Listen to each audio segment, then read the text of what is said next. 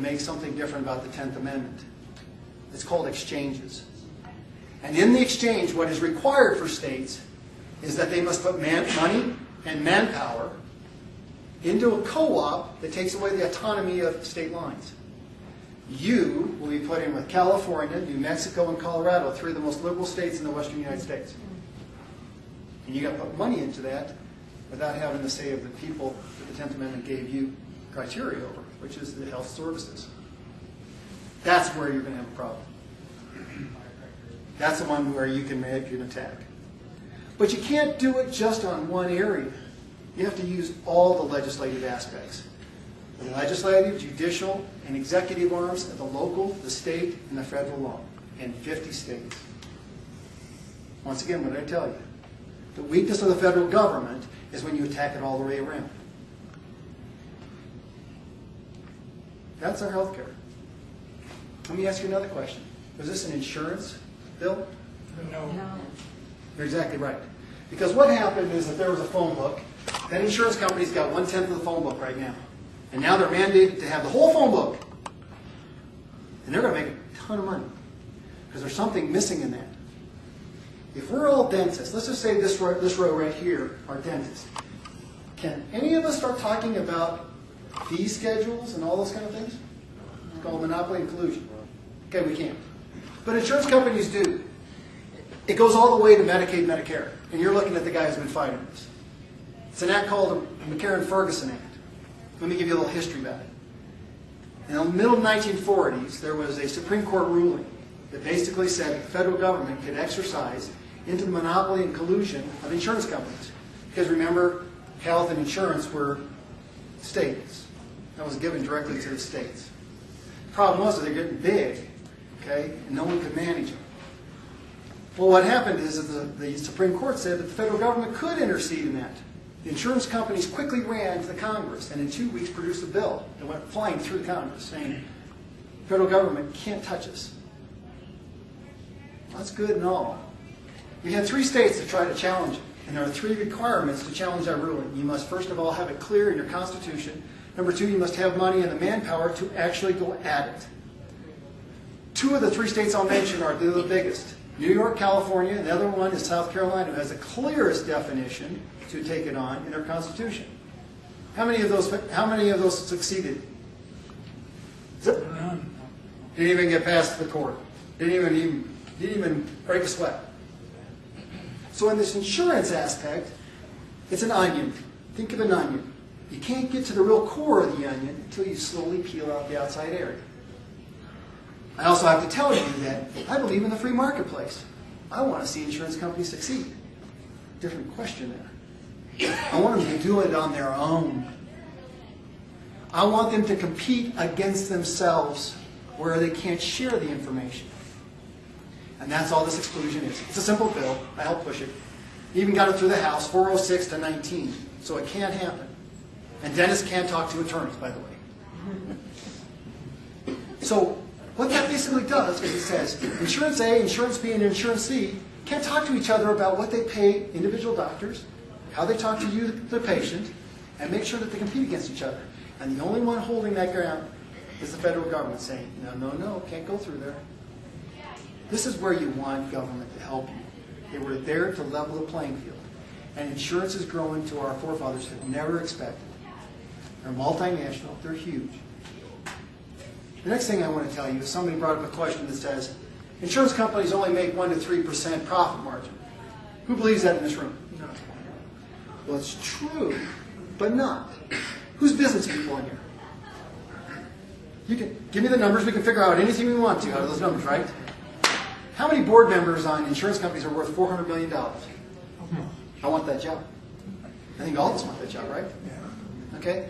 That's the whole key, is we manipulate those numbers to say whatever we want to. So we have to be better at looking at how we decipher and break down the insurance companies and what their profit loss is. I want them to compete. Does this affect us? It affects every single one of us. Because the government has used insurance companies as a middleman to reimburse docs and reimburse you. Medicaid, Medicare. All of them have the same underwriting. They know exactly what they're paying each of their docs. And the number one reason we don't have family docs up here, they can't make it. They got money, no more money coming in. It keeps going down, down, down, down, down, down. Go ask your family doc.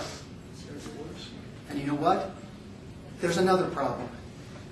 If you're a patient on Medicare and the patient says, I want to give you cash out of my pocket to see you, is that legit?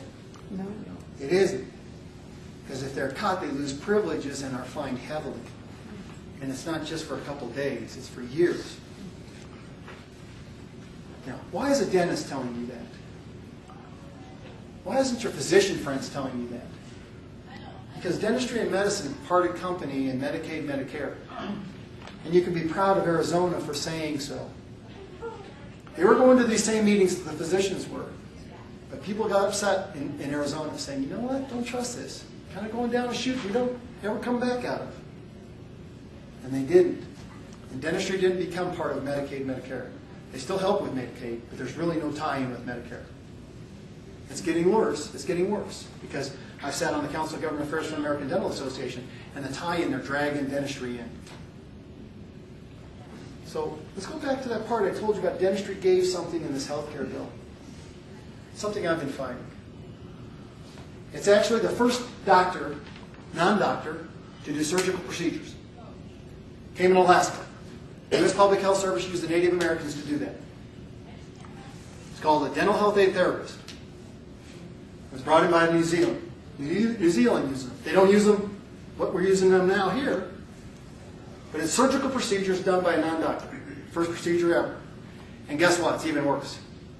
The Native Americans in Alaska are not like our Native Americans here, except for maybe 1%. They're corporations, folks. They sold their sovereignty for corporations. What happens when you give an exemption to one corporation? They all get it. And guess what? In the state of Alaska, those corporations are not accountable to the state law or boards. Deja vu. Boy, I've been fighting that like you can't believe. I've taught myself Native American law. And I got to tell you, I know less today than I know back then. But that's what they used. And guess what in the health care bill, in the Senate bill? Who was the clown who brought it in? None other than your comedian friend from the senator from Minnesota. Al Franken. And by the way, I have some friends on the Public Health Service that don't agree with that, so I saw all the dialogue.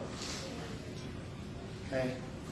I'm a person that believes that those decisions are best made between you and the doctor, you and that healthcare provider, not the government. This is going to be a hard one to really take apart. The thing is, we got the challenges because right now what they're doing is they're building because it's not in effect yet. You're not going to see the benefits. So you better know somebody who understands this law and how to break it up. It's not by complexity, it's by simplicity. It's challenging it on smaller pieces all the way through. That's personal accountability, personal responsibility. I really want to see what America can come up with. We need reform. I'm a dentist telling you that. I have sat on no panels for a reason, because I didn't think it was fair that I talk out of both sides of my mouth. And I have patients in the audience that will test that. I can tell you, I've taken the brunt of it to make sure that we had insurance reform. And I tell you, it's harder than hell to make up. I've actually gone to the point where my patients, I'll trade them. If you got a load of dirt, what's your load of dirt with? Everybody knows me, I love a tractor. Give me a tractor, I love playing in the dirt. I'm just a grown-up boy. Only difference between men and boys is the price of their toys. But that's what I looked at. The problem is, it comes with tax day. There's a reckoning that comes with that. And I can sit down and itemize out all you want, okay? And we had a nice discussion in Payson about that. So have I tried it? I've walked the walk and I talked the talk. So let's go on to the second part. Tell me if your paycheck is bigger today than it was a year ago. Mine's not. I signed on both sides of a paycheck, and I watch those dwindle. Problem with District 1 in this district is we're small business. There's a few big businesses, but we're all small. And you know what?